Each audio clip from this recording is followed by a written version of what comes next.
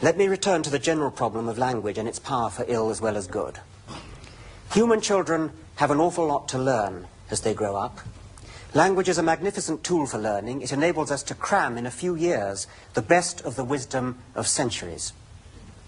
No doubt that's why children are so receptive when they're young. Children of a certain age believe whatever they're told.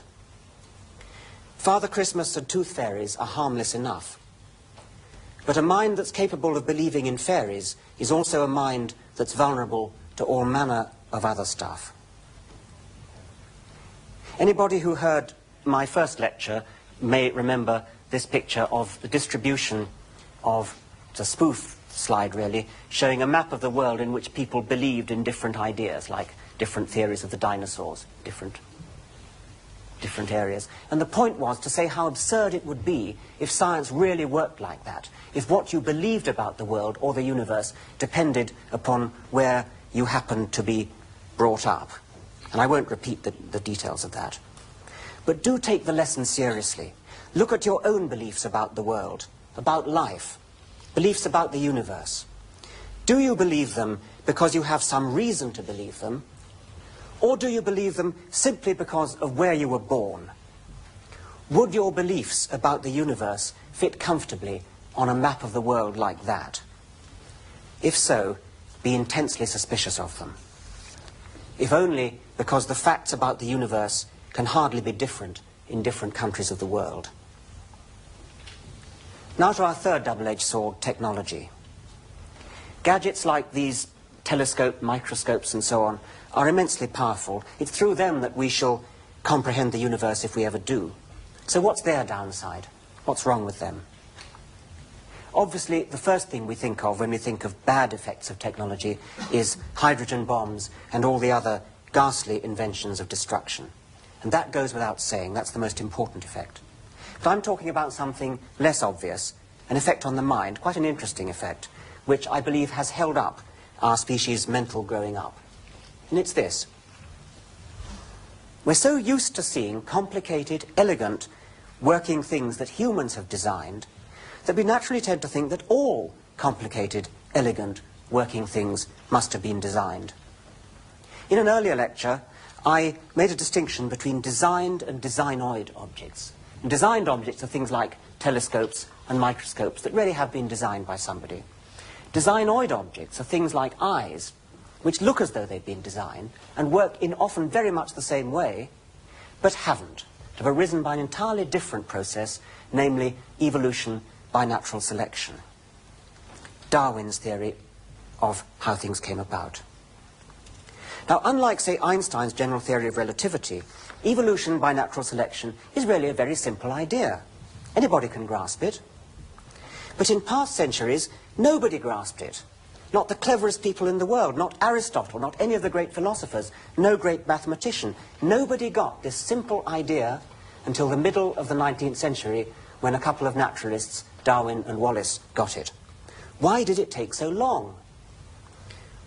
There could be a number of reasons, but the one I'm talking about now is this. I suspect it may have been partly the distracting effects of technology. Precisely because we were so used to seeing things that we had made, that engineers had made, things like telescopes, microscopes, ordinary little carpenter's tools and things, we got the idea, children grew up with the idea that everything had to have a purpose. But now we can see human purpose for what it is. It is a product of brains, and brains are a product of evolution. Purpose has evolved like anything else.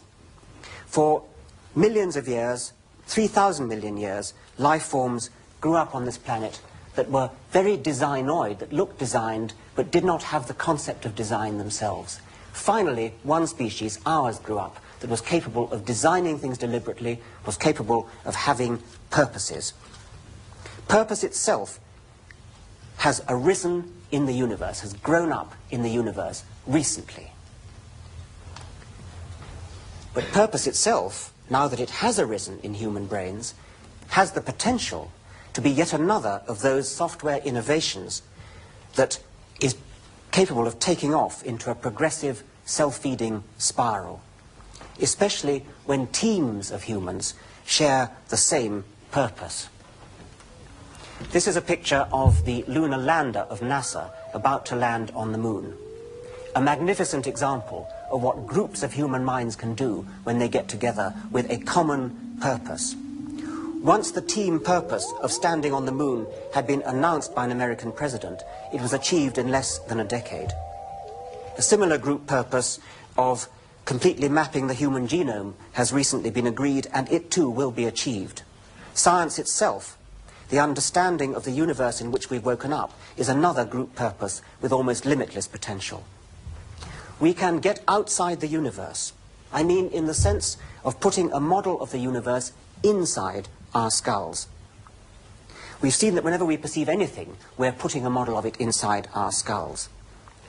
Our model of the universe will be inside our skulls in a similar way to a virtual reality model in a computer.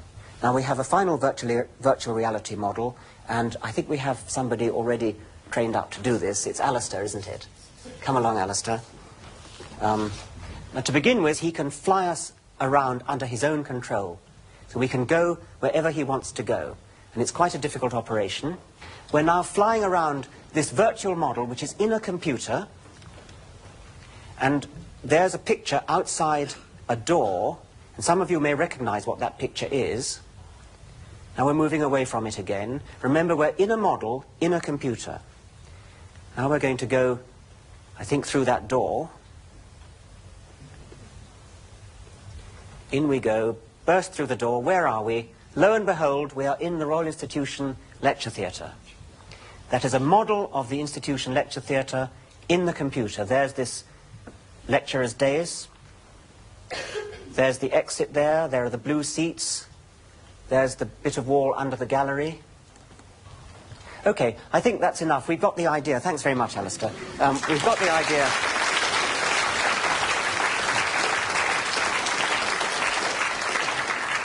But once again, we had a model of a world, in this case a little microcosm, a small world, inside the computer.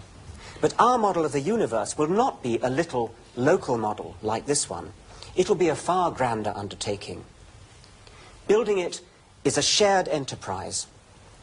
The model is distributed over the network of brains that are participating. Bits of the model are in books and libraries, pictures, computer databases.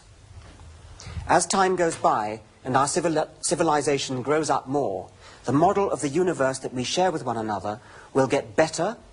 It will become progressively more refined and more accurate in its mirroring of reality.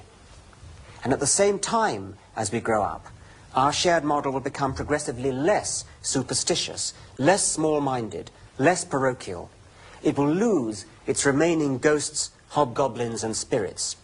It will be a realistic model, correctly regulated and updated by incoming information from the real world.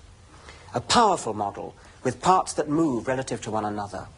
A model capable of running on into the future and making accurate predictions of what's going to happen to us and our world. We, perhaps alone in the universe, are capable of finally growing up. Thank you very much.